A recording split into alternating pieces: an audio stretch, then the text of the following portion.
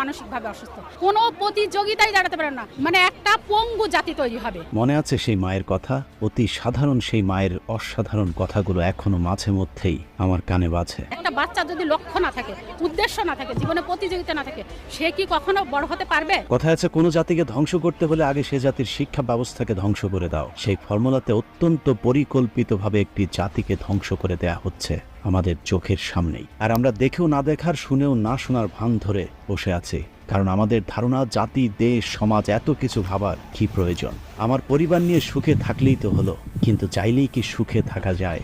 খুনে ধরা সমাজের উই পোকাগুলো একদিন আপনার পরিবারকেও কুড়ে কুড়ে খাবে। কেমনে মারছেন, কেমনে